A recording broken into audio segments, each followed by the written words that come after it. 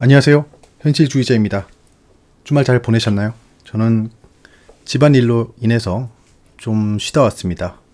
주말 동안 별일도 없었고 그 월요일 증시도 무난했기 때문에 아마 현자 여러분들도 괜찮을 거라 생각합니다. 우선 세계 주요 증시 흐름을 좀 보겠습니다.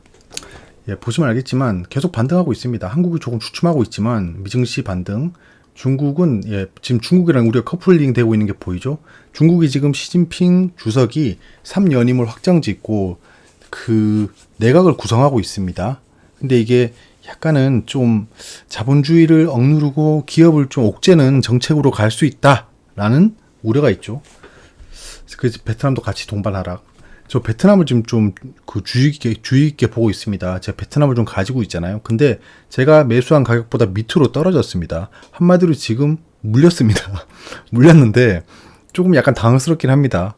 이게 수익률이 2배가 넘었었는데 지금 물려있는 상태다. 일단 좀 지켜보려고 합니다. 베트남은 좀 지속적으로 비중을 확대해 보려고 합니다. 일단 그렇고, 자, 유로 좀 반등. 다 반등하고 있죠. 중국이랑 엮인 나라만 지금 반등 못하고 있다라는 겁니다. 지금 보이죠?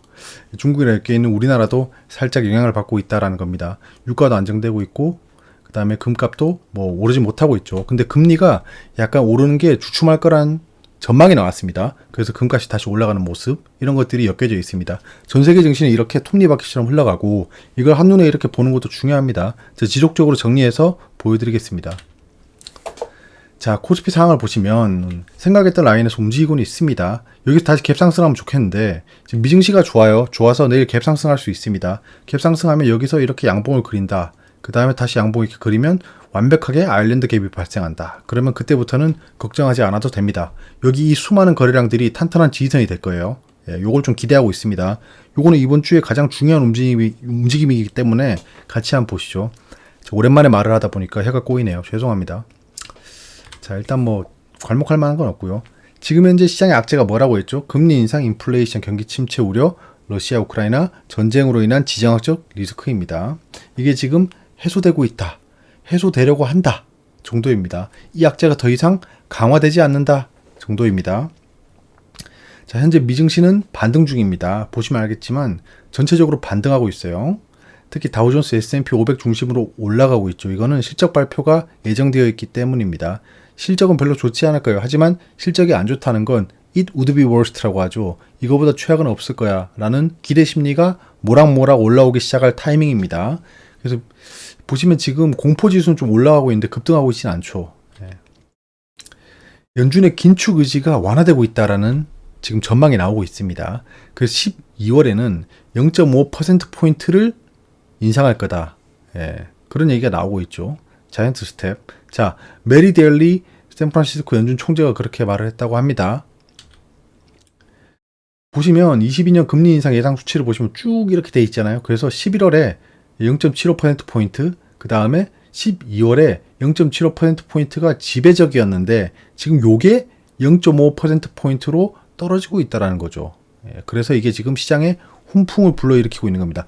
금리 0.25%포인트가 떨어지는 게 중요한 게 아닙니다. 연준의 긴축 속도가 완화되는구나. 이게 굉장히 중요한 거죠. 이러면 향후 전망이 예측 가능해지잖아요. 그거에 집중하고 있는 겁니다. 그래서 증시는 이제 또 다른 새로운 악재가 발생하지 않는 한 더 이상 폭락할 일은 없어졌습니다. 근데 순간적인 악재가 발생할 수 있어요. 그럼 정말 급속도로 하락할 겁니다.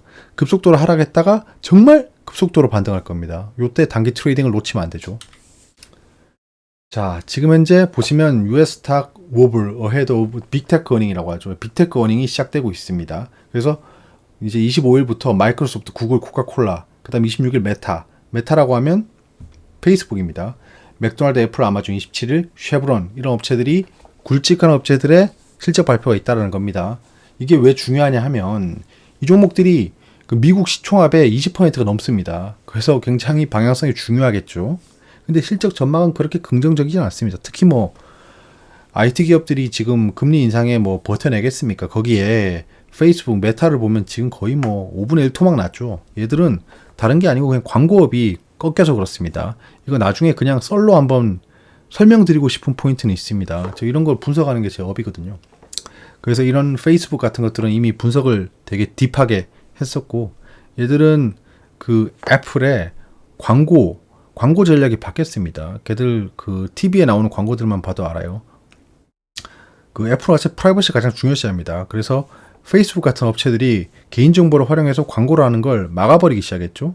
예, 그것 때문에 페이스북의 그 실적이 꺾이기 시작하는 겁니다. 뭐 애플의 주된 광고가 아이폰, 그리고 그 아이폰에서 비롯되죠. 아이폰이 굉장히 많으니까 거기에 구글이 사용하고 있는 안드로이드 폰에도 광고가 발생하잖아요. 근데 애플이 막았어요. 그럼 이제 구글도 앞으로 막을 것이다라는 전망이 가능한 거죠. 왜? 소비자들은 이제 프라이버시가 중요하다는 걸 알았어요. 지금 제가 이걸 되게 길게 얘기하면 맥락이 깨지기 때문에 여기까지만 말씀드리고 나머지는 제가 라이브를 할 때 말씀드리겠습니다. 자, 그리고 제가 지난번에 원론적인 얘기를 했죠. 증시는 어디까지 하락할까? 그리고 큰 손들은 증시를 왜 하락시킬까에 대해서 말씀드렸습니다. 그거에 대해서 한번 다시 봐주시길 바라고, 오늘은 요런 걸 얘기하고 싶습니다. 지금 닥터 둠 루비니 교수라는 분 아시죠? 제가 정말 많이 언급했던 분입니다. 이분이 다시 등장했어요. 예, 대체 이때까지 어디 있다가 다시 등장했습니다. 코로나 때 뭐 반등은 없고 뭐 I자 폭락만 있다라고 그렇게 막 나발을 불더니 이제는 뭐 갑자기 또 등장했습니다. 증시가 하락하기 시작하니까 올 연말 전 세계가 깊은 침체다. 이 양반이 등장했으면 뭐 이제 안심해야 되지. 이 양반은 제가 봤을 때 뭔가 병기태, 너 사탄 들렸어? 절대 아닙니다, 목사님. 주의 이름을 부르는 자는 그렇죠. 예. 사탄 들린 것도 아니고 왜 맨날 저런 말을 하는지 모르겠어요. 근데 목적을 추정해보면 역으로 판단이 가능하죠. 왜 저런 말을 하고 있을까요? 그냥 뭐 개인적인 추정이지만 인버스를 엄청 샀을 거다라는 생각이 듭니다. 근데 저분 하락한다라고 얘기했을 때부터 인버스를 많이 가지고 있었으면 지금 파산입니다. 그리고 지금 계속 얘기하는 거죠. 이런 거예요.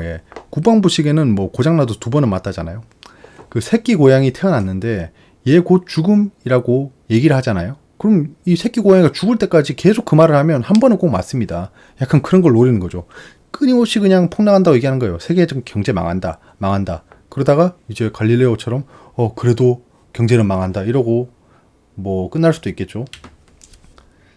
일단 시장 폭락은 멈췄다고 보고 있습니다. 아까 말씀드렸던 4가지 악재가 점점 완화되고 있고, 그리고 연준의 긴축 의지도 서서히 꺾이고 있습니다. 그만큼 물가가 잡히고 있다고 판단하는 거일 수도 있겠죠. 그렇다면 시장이 하락하는 건 오케이. 그러면 반등을 한다 치자. 반등을 못해요. 횡보를 한다. 근데 여기서 우리는 뭘 노려야 할까라는 겁니다. 하락 후 상승 또는 횡보 시에 특히 상승할 때는 특정 메인 섹터, 주도 섹터가 발생합니다. 코로나 때는 바이오 섹터였죠. 바이오 섹터랑 2차 전지, 그 다음에 반도체 관련주 중심으로 용솟음을 치기 시작했습니다. 주도하는 섹터가 발생한다는 거죠. 그러면 이번에 시장 폭락이 끝나고 상승하기 시작한다면 어떤 섹터가 주도할까라는 겁니다. 저는 지속적으로 말씀드렸던 겁니다. 지금 현재 매집의 중심이고 정책주랑 바이오, 4차 산업혁명 중심으로 계속 쳐다보고 매수하고 있습니다. 이 중에 정책주에 대해서 오늘 얘기를 좀 해보고자 해요. 나머지는 뭐 지속적으로 말씀드렸었고 다음 시간에 또 해보도록 하겠습니다. 자, 정책주입니다. 정부가 드라이브하는 국책사업 같은 거죠. 원전, 건축, 가상자산, 게임, 2차 전지 등 여러 가지 발표했었잖아요. 그 중에 오늘은 건축에 대해서 말씀을 드려보겠습니다. 특정 종목을 언급할 예정입니다. 네옴시티라는 거 들어보셨어요? 온마니 반매원 뭐 이런 게 아니고요. 네옴시티라는 게 있습니다. 사우디 비전 2030에 있어요.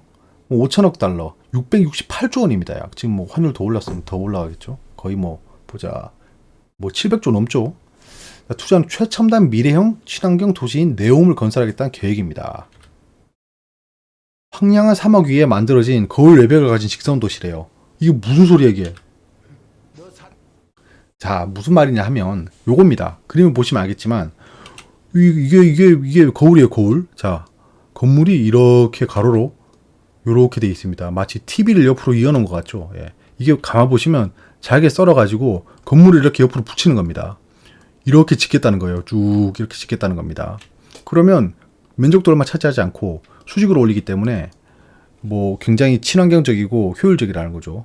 환경을 해치지도 않는다. 이거 뭐 서울로 막 비교하고 있어요. 들어가 보면 사이트에 진짜 실제로 사이트에 서울을 언급하고 있습니다. 아무튼 이렇게 해서 시티를 짓겠다라는 겁니다. 더 라인 시티죠. 그래서 우리나라는 핵심 사업을 수주해서 K건설 부흥을 노리겠다는 전략을 취하고 있어요. 현대건설, 삼성물산 등 주요 건설 업체들은 제2의 중동건설 붐을 목표로 더 라인 사업의 수주전에 뛰어들었다라는 겁니다. 엥? 중동건설이라고 하죠? 이게 근데 뭐? 예전 두바이, 중동을 보겠습니다. 자, 2004년, 2005년, 2006년, 2007년 이때입니다. 현대건설이 UAE에서 아랍에미레이트죠. 8,300만 달러 송전선공사 수주했다. 두바이에서 7억 달러 발전 설비 또 수주했다. 두바이 컴부드 공사 잇따라 수주했다. 예, 또 6,500억 원 공사 계약을 했다. 이렇게 막 현대건설이 이때 수주를 엄청나게 했었어요. 그럼 이때 주가는 어떻게 됐을까요? 자, 보시면 4년간 116배가 상승했습니다. 주가가. 116배가 상승했어요. 이때 거의 테마주였죠. 현대건설이 그 4분기 순이익이 50% 급증했다. 그 다음에 2,300억 불 건설 시장을 한국의 러브콜을 계속하고 있다. 3분기 건설사 실적이 수주 현대 10조에 육박한다. 이렇게 쭉 올라가는 거죠. 그 뒤에 뭐 대북주 어쩌고저쩌고 하면서 쭉쭉 가는 거죠. 정책주라 맞물려 있습니다. 건설 관련해서 지속적으로 얘기하고 있죠. 건설 계속해서 투입해서 그 공급을 올려서 가격을 낮추겠다라는 전략이 있고, 재건축도 다시 완화해서 장려하겠다라는 것들이 물려 있죠. 근데 이런 규모와 비교도 안 되게 예전 중동 두바이 사례처럼 사우디가 네옴시티를 추진하겠다라고 합니다. 거기에 K건설의 붐을 일으키겠다고 지금 수주전에 뛰어들었죠. 근데 예전에 두바이나 이런 거 수주했던 아주 화려한 경험이 있는 현대건설이라든가 삼성물산이 굉장히 수혜주가 될 수 있겠죠. 이거를 세력들이 이런 네옴시티가 테마가 발생하고 있는데 과연 이 종목들을 가만히 놔둘까요? 저는 이게 굉장히 궁금합니다. 돈을 굴려본 애들, 그 주식으로 정보를 이용해서 작전 테마를 펼치고 상승시켜봤던 애들이 과연 이런 종목들을 놔둘까라는 생각을 하고 있는 거예요. 기본적으로.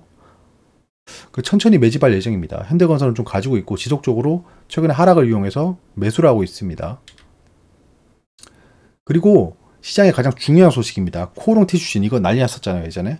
얘도 25일부터 거래 재개가 된답니다. 이제 바이오 섹터가 이슈의 중심으로 갈 거예요. 그건 그렇고 님 신라제는 자, 코스닥 주간 개인 수매수 1위가 신라제. 개인이 왜 이렇게 많이 사는 거죠? 예. 근데 생각해보면 지금 외국인이 대차 상환을 굉장히 많이 했습니다. 개인이 그 개인이 아닐 수도 있어요. 희망으로 돌리지 마라고 하시는 분도 있죠. 지금 신라젠이 거래 정지전 주가보다 낮아졌다. 장중 9% 때. 근데 제가 봤을 때 신라젠은